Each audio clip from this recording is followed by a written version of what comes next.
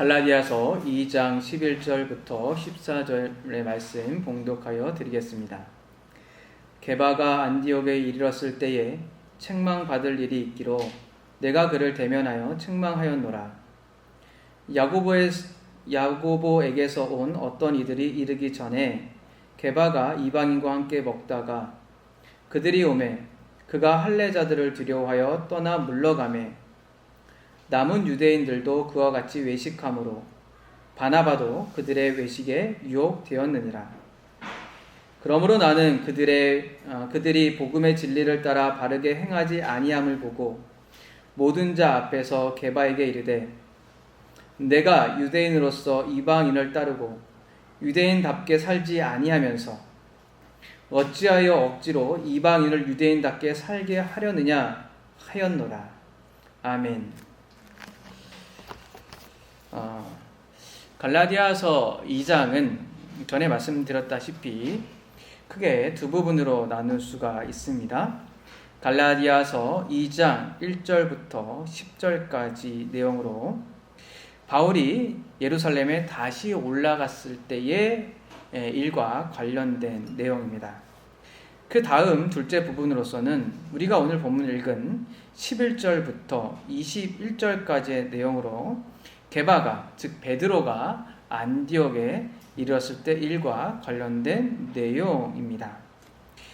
우리는 지난 여러 시간 동안에 갈라디아서 2장 1절부터 10절까지의 내용을 살펴보았습니다. 다메섹 도상에서 예수를 만나고 회심하여 하나님으로부터 부르심을 받은 바울은 14년 후에 바나바와 함께 디도를 데리고 예루살렘에 다시 올라갔습니다.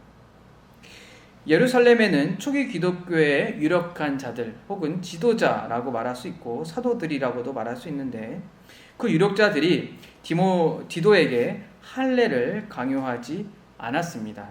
또한 그 유력자들은 바울의 복음에 어떠한 것도 더하지 않았습니다. 그리고 그 유력자들은 하나님께서 할례자의 사도로 할례자에게 복음을 전하는 일을 베드로에게 맡긴 것과 같이 바울에게 무할례자도의 사도로서 무할례자에게 복음을 하나님께서 맡기셨다라고 인정하였습니다. 즉 예루살렘에 있었던 유력자들은 베드로와 바울이 각각 다른 사명을 받았지만 하나님께 같은 복음을 받았고 사도로서 같은 권위를 가지고 있다라는 것을 인정했던 것이죠. 이와 같은 내용은 사실 갈라디아서 1장 11절부터 12절에 있는 말씀을 기초로 해서 전개되고 있는 내용입니다. 갈라디아서 1장 11절과 12절에 있는 말씀이 무엇입니까? 형제들아 내가 너에게 알게 하노니 내가 전한 복음은 사람의 뜻에 따라 된 것이 아니니라.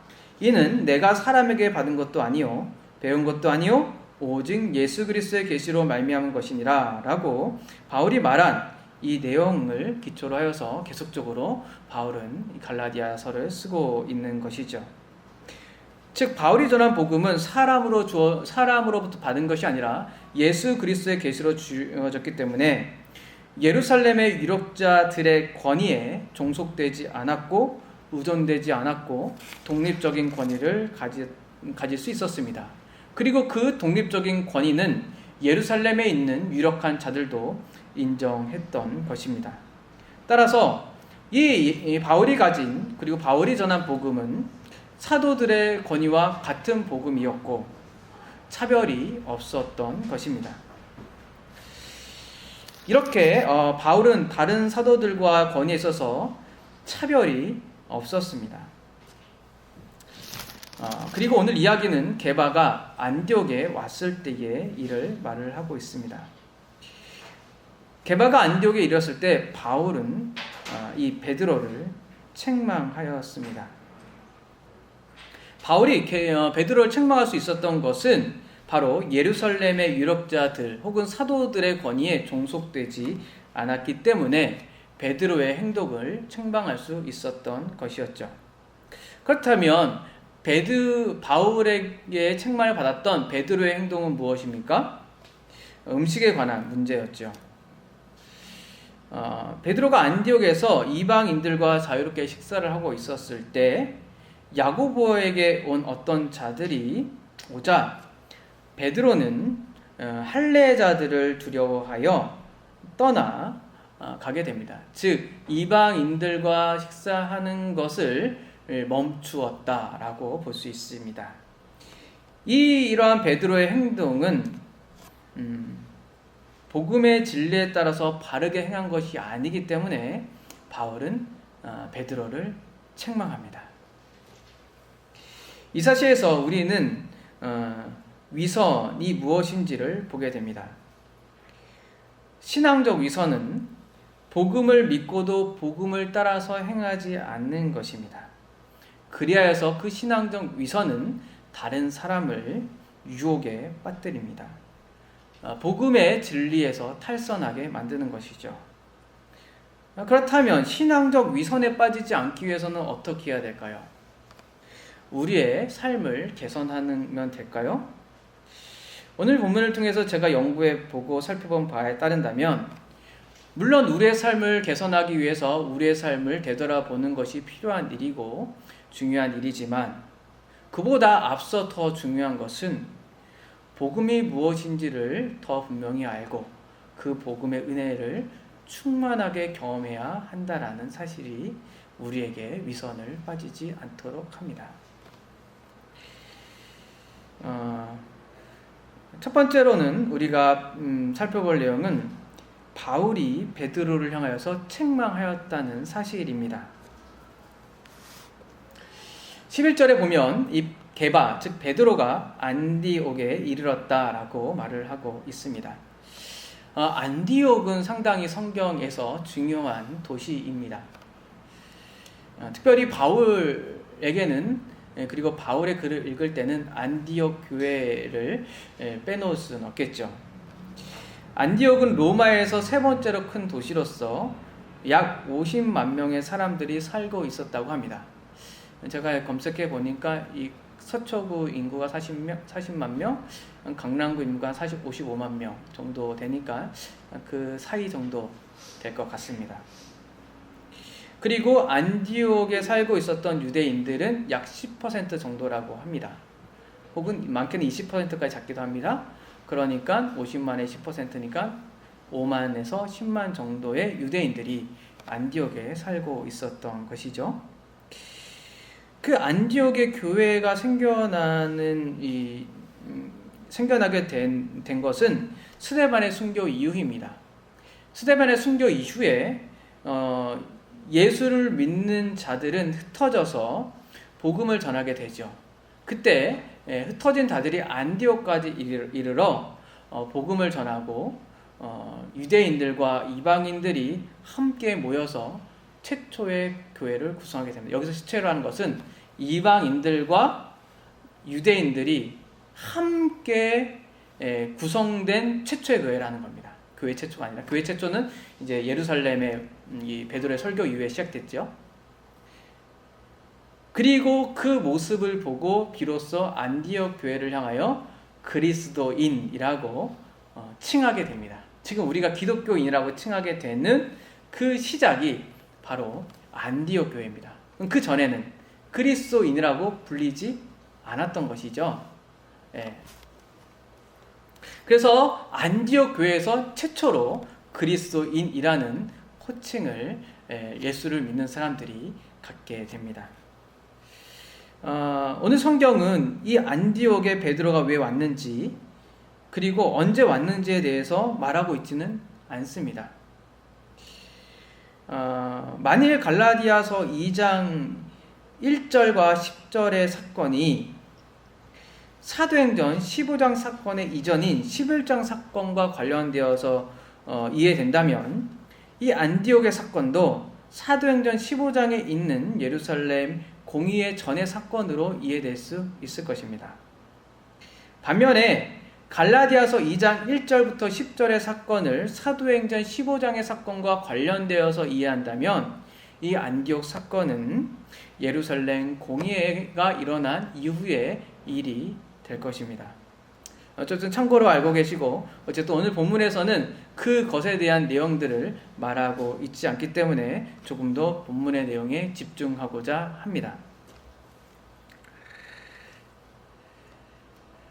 베드로가 안디옥에 왔을 때 책망받은 일이 있어서 바울이 베드로를 대면하여서, 그 베드로의 이게 조금 조금 살아있는 표현을 면전에 두고 나무랬습니다. 비난을 했다라고도 말할 수 있습니다. 베드로는 누구입니까? 예수님의 제자로서, 그리고 그것도 가장 가까운 제자로서 예수님의 공생의 3년 동안 예수님의 사역을 거의 다 지켜보았고 예수님의 가르침을 받았던 사람입니다. 동시에 초기 성령 강림 이후에 이 예루살렘과 유대 지역의 교회를 세울 때에 가장 큰 공헌을 했던 사람이 바로 베드로입니다. 베드로의 설교로 사람들이 모이고 교회가 모여지잖아요. 그렇다면 이 당시에도 초기 기독교 그리스도교 안에서 베드로의 역할은 상당히 높은 지위에 있었고 그 영향력은 컸을 거라고 생각해 볼 수 있습니다. 그런데 다메섹 도상에서 예수를 믿은 이 후발주자인 바울이, 이 그리스도 교회의 후발주자인 바울이 예루살렘의 유력자 가운데 한 명인, 혹은 교회가 시작되는 그 지도자인 베드로에게 책망했다라는 사실 자체는 우리에게 크나큰 충격을 줍니다. 혹자는 이렇게 말합니다. 베드로의 면전에서 바울이 베드로를 책망한 것은 어쩌면 베드로보다 바울이 당시에 높은 위치를 차지하였다라고도 말을 합니다. 그러나 이전에 살펴보았듯이 베드로는 바울보다 높은 위치에 바울은 베드로보다 높은 권세나 위치에 있지 않았습니다. 바울이 베드로를 책망한 것은 베드로보다 높은 학식이나 지식 때문에 베드로를 책망한 것이 아닙니다. 혹은 바울이 베드로의 행동이 그냥 자기 마음에 내키지 않아서 책망한 것도 아닙니다. 우리는 이 책망의 이야기를 지금까지 흘러오는 이 갈라디아서에 있는 흐름에 맞추어서 이해해 볼 필요가 있습니다. 앞서 제가 말씀드렸지만 갈라디아서 2장에 대한 내용은 갈라디아서 1장 11절과 11절의 말씀을 하고 나서 이어지는 맥락 가운데 이해해야 합니다. 바울은 갈라디아서 1장 11절과 11절에서 내가 받은 복음은 사람에게 받은 것이 아니라 예수 그리스도의 계시로 말미암았다라고 말을 하면서 자신의 받은 복음의 독립성을 계속적으로 증명해 왔습니다. 즉 복음에 대한 내용으로서 바울은 베드로를 책망한 것으로 이해하는 것이 좋겠습니다. 그리고 그 내용은 14절에도 그것에 대해서 말을 하고 있습니다. 복음의 진리를 따라서 바르게 행하지 않은 것을 바울은 베드로에게 책망했던 것입니다. 어쩌면 바울이 베드로를 이렇게 책망하기 위해서는 복음에 대한 분명한 확신을 가지고 있어야 했을 것입니다. 복음에 대한 확신이 없이는 그 유력한 지도자 중에 지도자인 베드로를 책망할 수 없었을 것입니다. 동시에 바울이 가졌던 것은 이 교회를 향한 이 사랑이었습니다. 염려라고 말할 수도 있겠습니다. 이 베드로와 교회를 향한 이 사랑이 바울로 하여금 용기를 내서 베드로를 책망할 수 있게 한 것이죠. 이렇게 본다면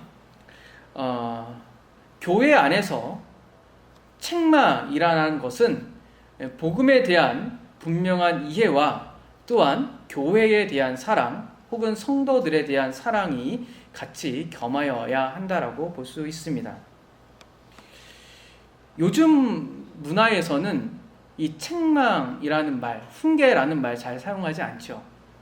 옛날에 이제 저도 그렇게 나이가 많지는 않지만 제가 어렸을 때는 훈계라는 말, 교훈이라는 말, 훈시라는 말, 교장선생님의 훈시가 있겠습니다라는 말들을 사용했습니다.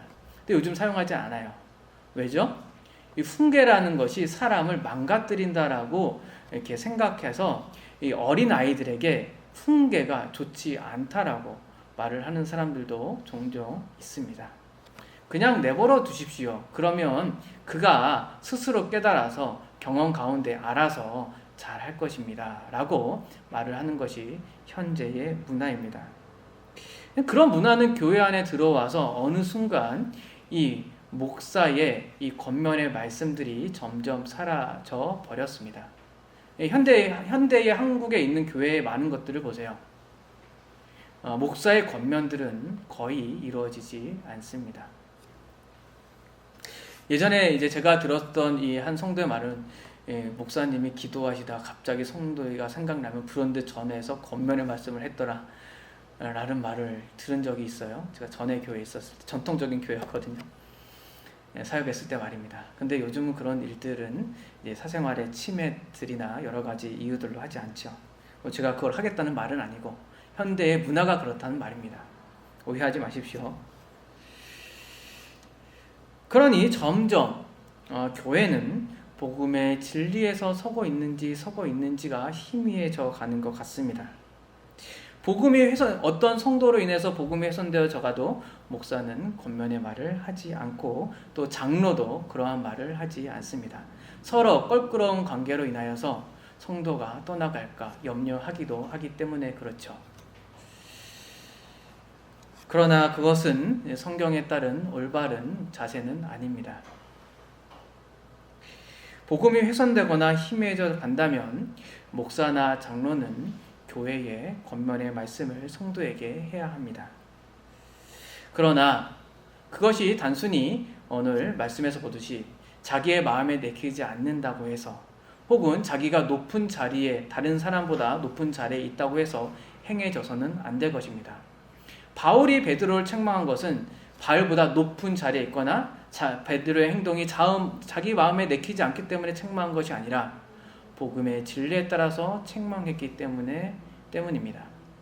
따라서 목사와 장로가 책망을 할 때는 복음의 진리에 따라서 확고한 지식 가운데 책망을 해야 할 것입니다. 동시에 바울이 그랬지만 바울은 지금 갈라디아서를 읽어보면서 다른 복음과 또 옳지 못한 행동을 교정할 때에 교회를 생각하고 있습니다. 혹시나 다른 복음으로 어긋날까 하는 성도들을 생각하고 있는 것이죠. 그래서 그러한 심정들을 가지고 권면의 말을 해야 할 것입니다. 그래서 책망이라는 것이, 복음에 따른 책망이라는 것이 어떤 그 성도의 잘못된 행정을 수정하는 데에 그 목적이 있지 않습니다. 오늘 본문에 따른다면 복음 가운데 바르게 서게 하기 위함, 혹은 바르게 걷기 위함, 바르게 행하기 위함에 있습니다. 그러니까 목사와 장로가 그 사람의 잘못된 종교적인 행동을 바로잡아서 야, 이제 앞으로 행동을 바로잡았으니 저 사람은 신앙의 권면을 잘 들었구나 라는 것이 아니라 그 행동을 바로잡은 이유가 복음의 진리 때문인지 아닌지를 잘 살펴서 복음의 진리 때문에 그렇게 될 수 있도록 잘 인도하고 지도해야 하는 것이겠죠. 이렇게 본다면 이 바울이 베드로에게 한 책망의 교훈을 따라서 우리도 복음에 대한 분명한 기준을 놓고서 다른 사람에 대해서 사랑하는 마음과 온유한 마음과 또 복음에 바로서기 위한 마음으로 이러한 권면의 일들을 해나가야겠습니다. 때로는 성도가 목사에게도 할 수도 있습니다. 어쩔 때는 진짜 목사가 또 복음의 진리에 부주의해서 벗어날 수도 있기 때문에 그렇습니다. 그래서 우리 모두는 다 복음의 진리 가운데 서기 위해서 서로에게 권면을 하는 것이죠. 만약에 다른 이유가 있다면 그것은 무엇인가 문제가 생길 것입니다. 두 번째로 본다면, 그렇다면 이 바울이 베드로를 책망한 그 일들은 무엇입니까? 라는 내용을 살펴보겠습니다. 도대체 베드로는 어떤 일을 했길래 바울에게 책망을 받았습니까? 오늘 본문에 잘 이야기하고 있죠.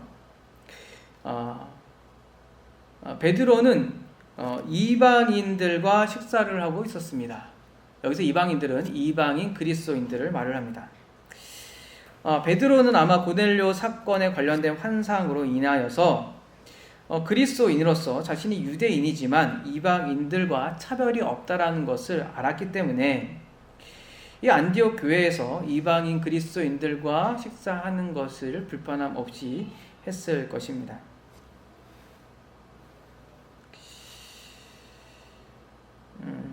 그런데 그렇게 이방인 그리스도인들과 함께 베드로가 식사하는 중에 야고보에게서 온 어떤 이들이 오자 오늘 보면 할례자들을 두려워하여 베드로는 이방 그리스도인들과 음식을 먹는 자리에서 일어나 물러섰다.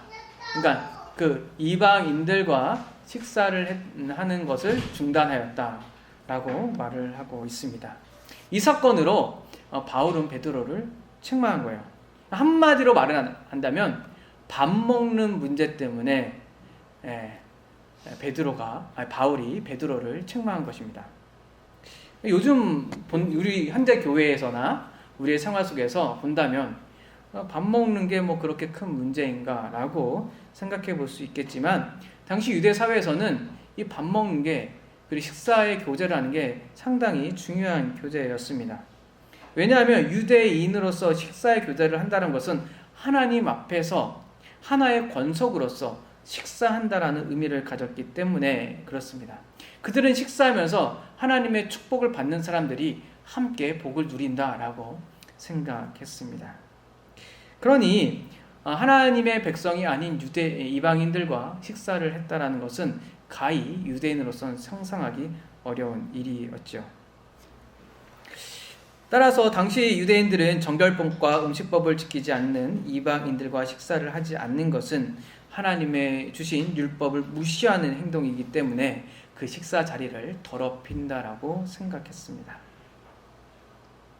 따라서 교회에 큰 덕망이 있고 지도자 중에 지도자인 이 베드로가 이방인과 식사를 한다라는 것은 매우 상징적인 의미가 있었던 것이죠. 이 이방인 이 그리스도인들을 하나님의 백성으로 인정하느냐, 아니면 그들을 하나님의 백성으로 인정하지 않느냐에 대한 문제를 일으키는 중요한 행동이었던 것입니다. 그래서 바울이 베드로를 책망하는 것이죠.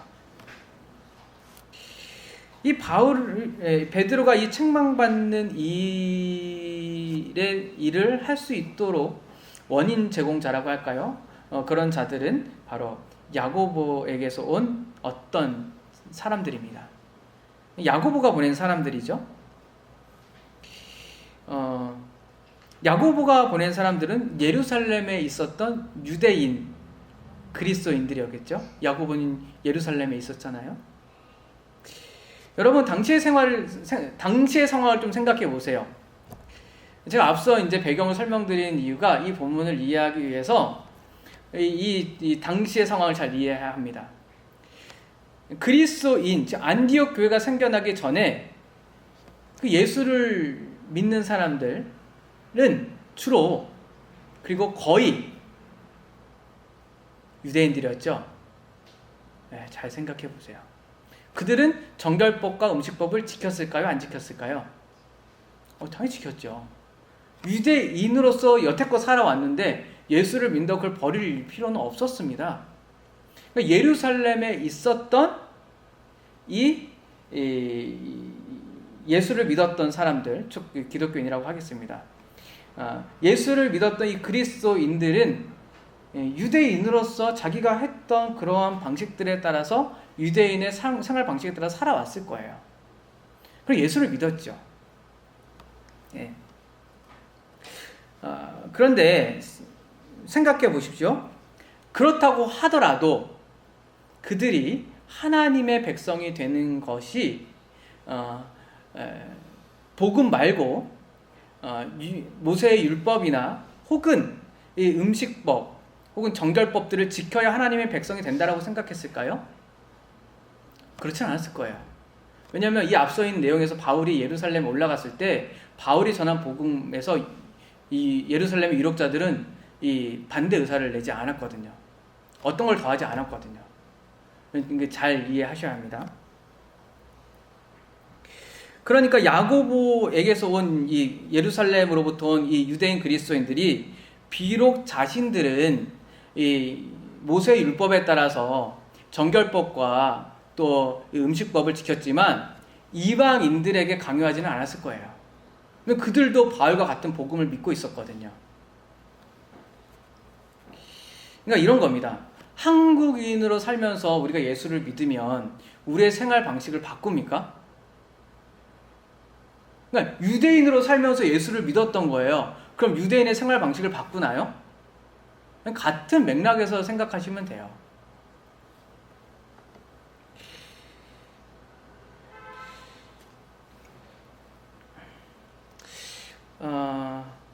그럼에도 불구하고 이 야고보에서 온 어떤 이들이 이 베드로에게 어떠한 말들이나 어떤 내용을 전하였고 베드로는 이 할례자를 두려워해서 떠났다고 말을 합니다. 자, 여기서 우리가 한번 생각해 보아야 될 것이 있습니다. 이방인들과 이건 지금 말씀드리는 것은 유대인의 입장에서 생각해 보는 거예요. 유대인, 예수를 안 믿는 유대인들 입장에서 그냥 유대인의 입장에서 생각해 보세요. 유대인의 입장에서 이방인들과 식사를 하는 것은 하나님의 복된 자리에 하나님의 축복을 더럽히는 것이잖아요. 네. 그러니까 유대인들 입장에서는 이방인들과 식사하는 것을 용납할 수가 없었죠. 그러면 예루살렘에 있는 이 그리스도인들이 유대인 사회와 분리되지 않았다는 상황을 생각해 보십시오. 유대인 사회 속에서 그들은 예수를 믿고 있었던 거예요. 그런데 유대인들이 이 예루살렘 교회의 지도자인 베드로가 이방인과 함께 식사를 하는데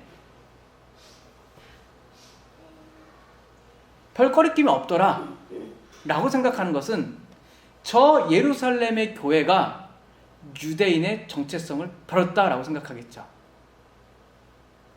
그러니까 유대인 사회에서 유대인들을 더럽히는 하나의 무리로 예루살렘의 교회를 인식하게 되겠죠. 그러니까 유대인들의 지도자는 예루살렘에 있는 교회를 핍박할 수 있었겠죠. 그러니까 예루살렘에 온 야고보의 예루살렘의 이 사람들, 즉 야고보에서 온 사람들은 이 사실을 말을 한 거예요.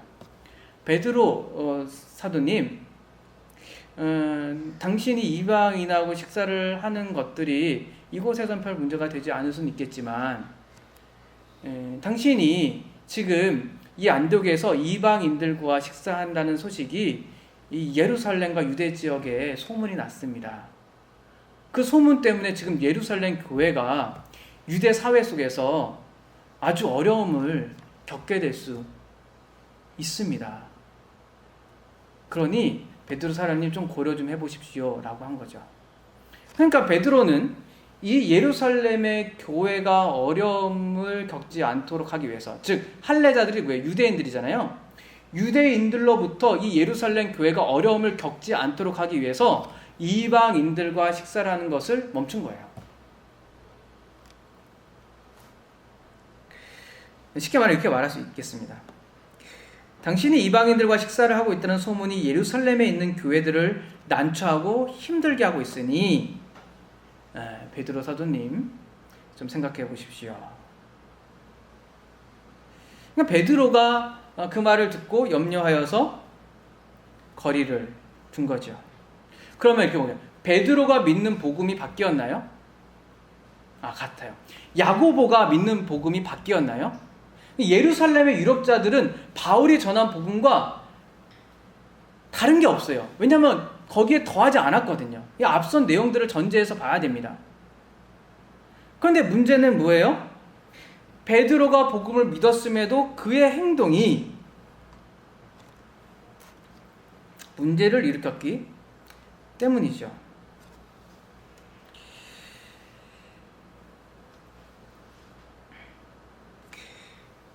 베드로는 이 할례자들, 유대인들을 두려워하여 바로 예루살렘의 교회를 보호하기 위해서 이방인의 거리를 두었고, 그 결과는 베드로가 예상치 못한 방향으로 흘러갑니다. 안디옥에 있는 유대인들도 유대인 그리스도인들도 이방인 그리스도인들과 식사교제를 멈췄어요.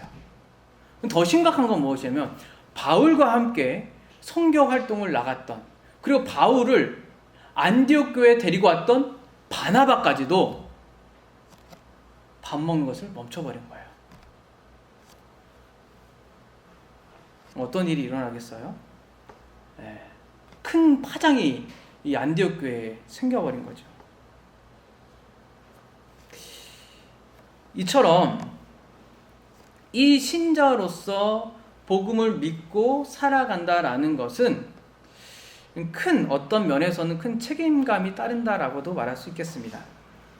우리가 복음을 믿고 복음에 따라서 행동한다라는 것은 어쩌면 개인적인 것에 머무를 수 있겠지만 동시에 교회에 영향을 미치고, 혹은 내 하나의 행동이 한국 교회에 파장을 일으킬 수도 있기 때문에 그렇습니다. 우리는 한 교회 안에서 혹은 보편 교회 안에서 홀로 분리되어서 신앙을 생활하는 것이 아니라 서로 영향을 주고받으며 신앙생활을 합니다.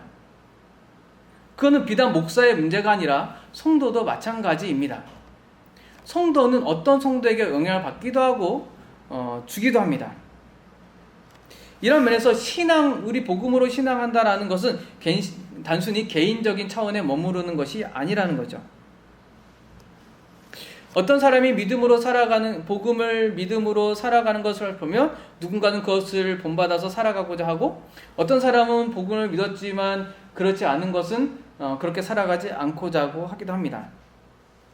그런데 어떤 사람은 복음을 믿는데 잘못된 행동이 복음을 따라서 행한 것이라고 하고, 어떤 사람은 복음을 믿지 않는데도 행동하는 것이 맞다라고 생각하는 사람도 있습니다. 다양한 경우의 수가 있겠죠. 중요한 점은 무엇이냐면, 우리의 의도가 아무리 좋다고 하더라도 복음이 훼손된다면 그것은 바르지 않을 수 있다는 겁니다. 이게 조금 우리에게 충격적인 내용이에요. 내가 아무리 좋은 의도로 한다라고 하더라도, 혹은 내가 무엇인가 두려워서 한다고 하더라도 그것은 복음을 훼손할 수 있게 된다는 겁니다. 그 가능성이 있다는 거죠. 그것은 나뿐만 아니라 다른 사람에게도 영향을 미친다는 겁니다.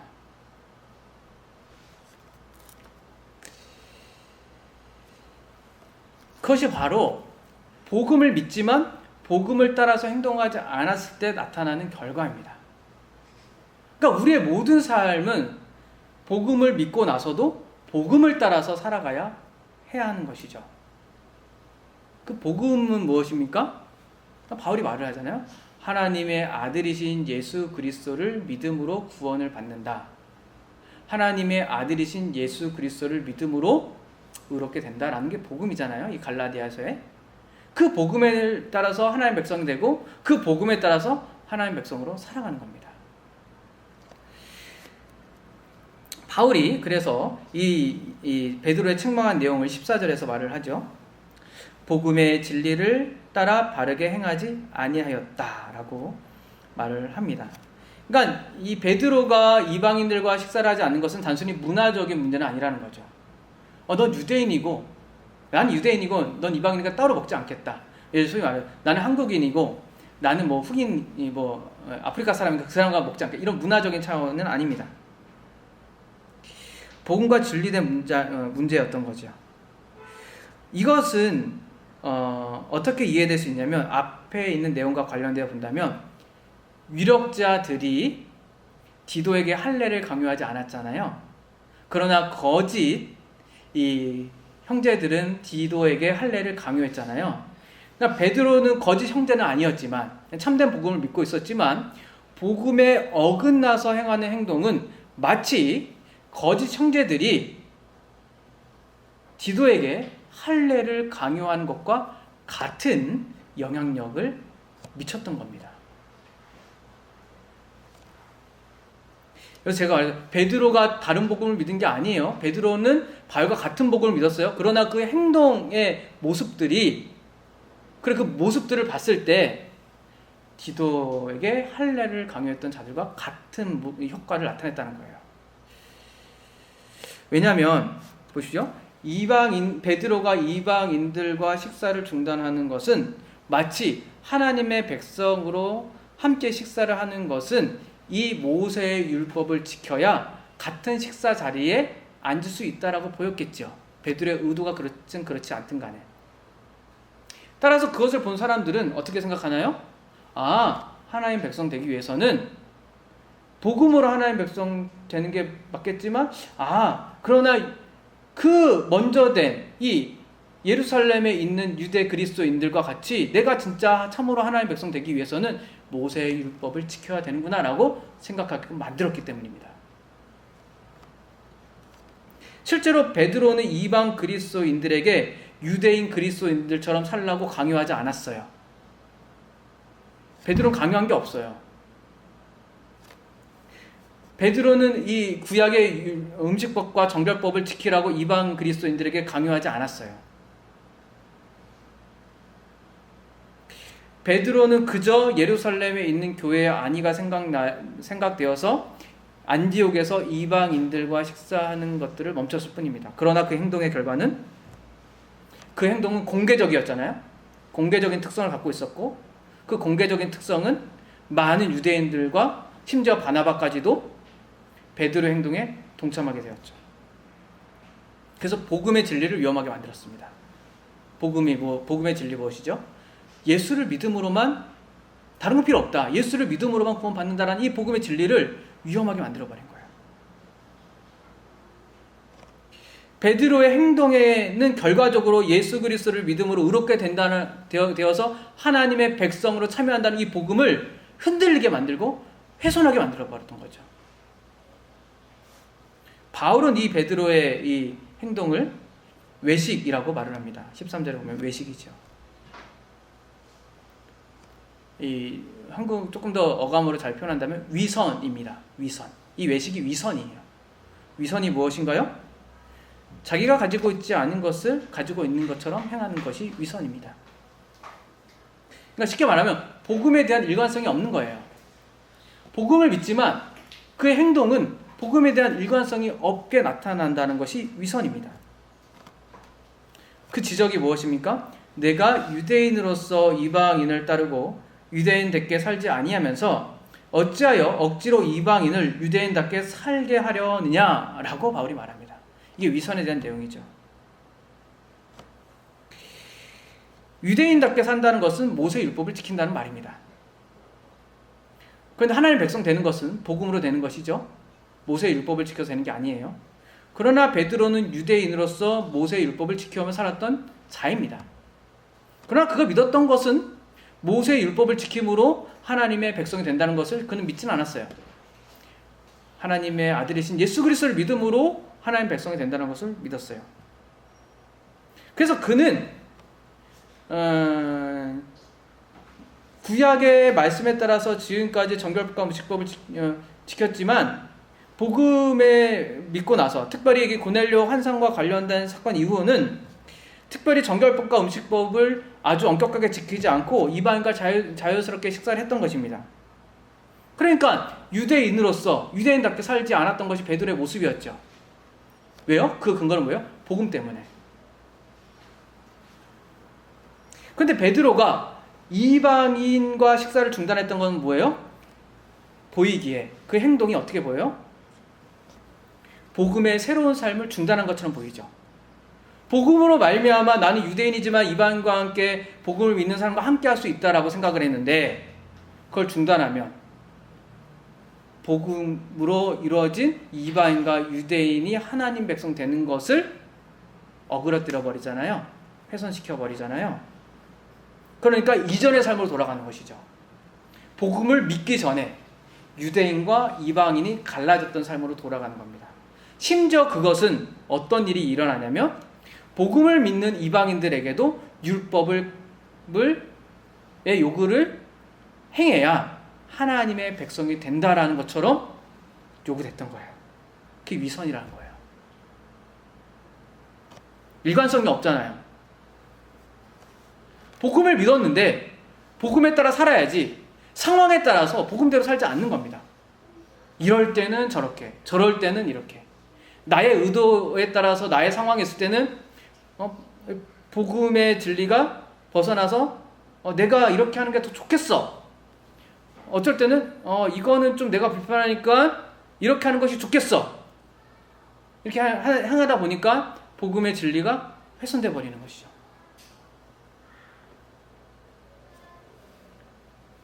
여러분 잘 기억하십시오. 베드로의 행동은 자신이 믿는 것과 일치하지 않게 되자 많은 사람들에게 위선을 동참시키게 되었고, 심지어 복음의 진리를 위태롭게 만들었습니다. 그러니까 이 위선에 동참하는 것이 의도적인 게 아니라 너무나 이 자기도 모르는 부주의에 일어나 버려버린 거죠.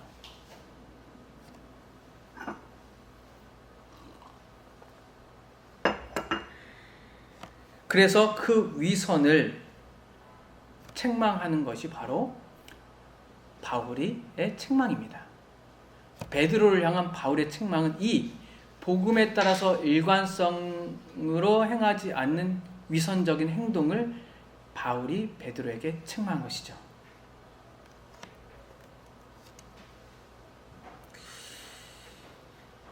바울은 복음의 전파와 교회를 위해서 때로는 유력자들의 권위 아래 들어가서 자신의 복음을 제시하기도 했습니다.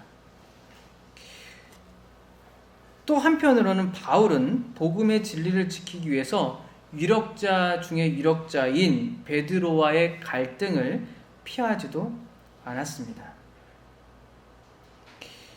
이 교회에서 신앙생활 한다라는 것은 나의 개인적인 상황, 특성에 따라서 다 용납되어야 한다라는 경우가 많이 있습니다. 그것은 비본질적인 경우에 한해서 그러합니다. 쉽게 말해서 복음의 진리를 훼손하지 않는 한에서 우리는 서로의 상황들에 대해서 용납할 수 있고 서로에 대한 어떠한 특성들이나 또한 특질들을 이해할 수 있습니다. 그러나 그 개인적인 특징들이나 상황들이나 우리가 처한 상황들이 복음의 진리를 훼손하게 된다면 그것은 교회와 또 우리 신앙에 있어서 심각한 위선과 복음의 훼손들이 일어나게 될 것입니다. 생각보다 사람들은 그리스도인의 삶의 기초이자 우리가 하나님의 백성이 되는 구원의 본질에 대해서 가볍게 취급하는 경향이 있고 그것에 대해서 때로는 사변적이거나 관념적인 기독교 지식으로 취급하는 경우가 있습니다. 그래서 이 기독교 진리를 지키는 데 있어서 용기를 내지 않는 경우가 많이 있습니다. 왜냐하면 이 기독교의 진리, 즉 믿음으로 말미암아 구원을 얻는다, 혹은 예수 그리스도를 믿음으로 구원을 받는다, 이 복음의 진리가 그렇게 중요함에도 불구하고 세상에 있는 문화와 또한 나의 특징과 또 여러 가지의 상황들이 크게 부딪히지 않는 것처럼 보이기 때문에 그렇습니다. 사실 복음의 진리를 지키기 위해서는 이 바울과 같이 용기를 내야 합니다. 복음에 대한 확신을 가지고 용기를 내야 합니다. 자기 삶에 있어서 그것에 대해서 행하기 위해서는 복음의 진리를 잘 알아서 용기를 내야 그럴 수 있습니다. 종교개혁자 루터는 이러한 용기를 잘 내었던 사람으로 우리에게 잘 알려져 있습니다. 루터의 갈라디아서의 주석이 나온 1519년 라이프치히에서 요한 에크와 루터는 교회 전통과 권위를 놓고서 공개 토론을 하였습니다. 그때 루터는 오직 성경만이 신앙과 실천의 문제에 있어서 규범적 권위가 있다라고 호소하였습니다. 이렇게 루터가 이 교회 회의 앞에서 용감하게 말할 수 있었던 것은 개인적인 특성이나 혹은 그가 가지고 있었던 자존심 때문이나 혹은 그가 수도사로서 그 지위를 갖고 있었기 때문이 아닙니다. 루터는 더 중요한 문제를 염두에 두고 있습니다. 그 문제를 얘기할 때 루터는 오늘 본문을 두고서 이야기를 하였습니다. 이것은 심각한 문제다. 베드로가 심각하게 책망을 받거나 그리스도가 완전히 없어져야 한다. 차라리 베드로가 멸망하여 지옥에 가는 것이 그리스도를 읽는 것보다 낫다. 루터의 말처럼 믿음으로 말미암아 구원을 얻는다라는 것은 정말 중요한 진리의 문제이기 때문에 루터는 그렇게 용기를 냈던 것입니다. 루터가 말하기는 이렇게 말합니다. 이신칭의의 기독교 교리는 말하기는 쉽지만 이해하기는 어렵고 쉽게 가려져 잃어버리기도 한다. 여러분, 이 복음의 진리를 잘 고수하고 계십니까?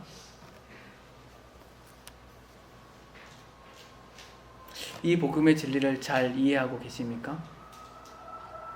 이 복음의 진리를 우리 심정 속에 밝히 드러내서 생활하십니까? 안디옥 사건에서 베드로의 행동은 다른 복음이나 거짓 복음에 대해서 전하는 자들에 관한 문제는 아니었습니다. 베드로는 이미 바알과 같은 복음을 믿는 사람이었고 전하는 사람이었습니다. 오늘 본문에서 베드로의 행동의 문제는 그가 믿고 있는 복음이 삶으로 일관성 있게 나타나지 않은 데 있습니다. 예수 그리스도를 믿음으로 구원을 받고 하나님의 백성이 된다는 것은 개인적인 삶에 한정되지 않습니다. 교회의 신자들에게 큰 영향을 주고 심지어 다른 교회에게도 영향을 줄 수 있습니다. 복음과 삶의 문제, 이렇게 복음과 삶의 일관성이 없는 것은 바로 위선이기 때문에 다른 성도들이나 다른 교회의 위선을 빼뜨리기도 합니다. 그 위선은 마치 거짓 복음이나 다른 복음을 전하는 자들과 같은 파급력이 있습니다.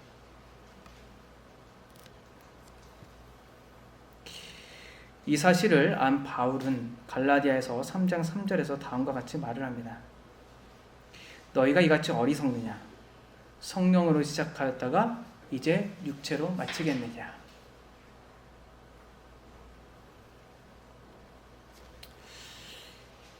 베드로와 같은 일은 누구나 일어날 수 있습니다. 부주의함으로 일어나기 때문에 그렇죠.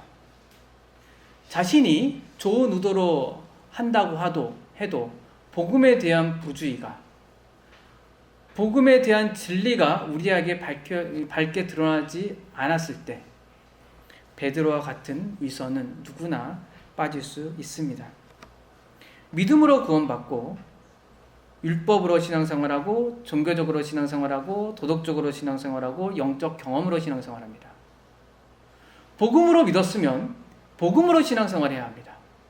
이게 오늘 본문에 있는 내용이죠. 한국 교회는 이신칭의의 복음으로 시작했습니다. 예수를 믿으며 구원을 받습니다. 그러나 안타깝게도 한국 교회는 이 이신칭의의 복음이 우리의 삶을 변화시키지 못했습니다. 교회를 변화시키지 못했습니다. 이신칭의의 복음을 전했지만 이신칭의 복음으로 살아가는 이 삶의 방식을 배우지 못했습니다. 그래서 어떻게 합니까? 수많은 프로그램들과 종교적인 율법들로 살아갑니다. 믿음으로 구원을 받고 율법으로 살아갑니다. 믿음으로 구원받고 체험으로 살아갑니다. 믿음으로 구원받고 윤리로 살아갑니다. 복음으로 살아가지 않습니다. 요즘 현대교회는 복음으로 구원받고 성령의 신비주의로 살아갑니다. 요즘 거의 그 한국교회 유튜브를 보면 그러지 않은 게 거의 없어요. 심지어 합동축도 이루 말할 수 없습니다. 우리는 다시금 오늘 본문에 빗대어 우리 삶을 되돌아봐야 됩니다. 또한 한국 교회를 되돌아봐야 합니다. 믿음으로 말미암아 복음을 받은 여러분, 그리고 우리는 이 믿음으로 살아가고 있습니까? 이 복음을 믿음으로 살아가고 있습니까? 우리의 삶의 일관성은 있습니까? 복음으로 믿은 우리가 복음에 따라서 살아가고 있나요? 복음의 유익은 율법의 행위로 하나님의 백성이 되지 않고 오직 믿음으로 하나님의 백성이 된다는 데 있습니다. 존 파이퍼 목사님이 말을 합니다. 기독교는 자신의 도덕적인 삶을 정화하는 작업을 통해서 복음의 은혜를 누리는 것이 아닙니다. 우리를 위해 또 우리 죄를 위해 내어주신 예수 그리스도를 의지할 때만 우리는 그리스도 안에서 용서와 기쁨과 평안과 능력을 얻고 이 참된 믿음은 복음의 진리와 일치하는 삶을 살아가게 합니다. 우리가 복음과 일치하는 삶을 살기 위해서 해야 될 것은 무엇입니까? 우리의 삶을 복음과 일치시키는 그 갱신의 노력을 하는 것입니까? 그것은 존 파이퍼 목사님이 우려했던 도덕적인 정화적 작업을 하는 겁니다. 그것은 우리의 삶을 복음과 일치시키지 못해요. 우리가 복음과 일치된 삶을 살아가기 위해서는 물론 우리의 삶을 되돌아봐야 하고 우리에게 위선이 있는지 우리가 복음의 일관성이 있는지를 잘 생각해보며 반성해야겠지만 그것으로 우리는 복음과 일치된 삶을 살아가는 것이 아니라 복음에 우리 마음의 눈을 고정하는 것입니다. 복음을 신뢰하는 것입니다. 우리 심정 속에 복음을 밝히 드러내는 것입니다. 복음을 밝히 드러나는 것은 무엇인가요? 하나님의 은혜가 밝히 드러나는 것입니다. 그리스도의 죽음은 우리의 구원을 보장해 줍니다. 하나님의 백성이 되었다는 그 보장성은 이 복음 안에 충만하게 나타나 있습니다. 그것을 우리 심정 가운데 밝히 드러내 보십시오. 가득해 보십시오. 우리의 삶은 복음과 일치되는 삶을 살아가게 될 것입니다. 하나님의 값없는 은혜를 우리 가운데 가득하게 우리 심정에 담아 보십시오. 그러면 우리는 복음의 진리를 따라가고 있다는 것을 알게 될 것입니다. 우리가 위선에서 벗어나는 것은 도덕적인 정화 작업을 통하여서 야, 이것은 복음에 벗어났으니까 이건 하지 말아야 돼. 이건 해야 돼. 이런 것을 아무리 해도 복음의 풍성한 은혜가 없다면 우리는 어느 순간 위선에 빠질 수 있는 죄성을 가진 사람들입니다. 우리에게 은혜가 필요합니다. 복음의 은혜가 필요합니다. 그리스도의 죽음으로 말미암아 하나님의 백성이 된다는 이 참된 은혜가 우리 모두에게 필요합니다. 그때야 우리는 비로소 그 은혜의 경험이 충만할 때 비로소 우리는 복음과 일치하여서 위선에 빠지는 삶에서 벗어나 복음에 거할 수 있고 복음과 일치된 삶을 살아갈 수 있습니다. 기도하겠습니다. 거룩하신 하나님, 우리는 너무나 부주의하여 언제든지 복음을 믿지만 복음에 따르지 않는 위선적인 삶에 빠질 때가 있습니다. 하나님, 우리를 긍휼히 여겨주시고 우리를 불쌍히 해주셔서 하나님의 말씀 가운데 우리를 교훈하시고 책망하실 때 우리의 잘못을 되돌려 복음의 눈을 고정하게 하여 주시옵소서. 우리는 우리 스스로의 어떠한 행동의 수정으로 인하여서 복음의 일관성을 가질 수 없습니다. 예수 그리스도를 믿는 믿음 가운데, 크신 하나님의 이 복음의 은혜 가운데 있을 때만이 복음의 일관성을 가지고 살아갈 수가 있습니다. 주님께서 우리가 믿는 예수 그리스도의 죽음과 부활, 이 복음의 은혜를 충만히 밝혀주셔서 기쁘고 평안한 가운데 복음을 따라 살아갈 수 있게 하여 주시옵소서. 우리의 구주 되시는 예수 그리스도의 이름으로 기도합니다. 아멘.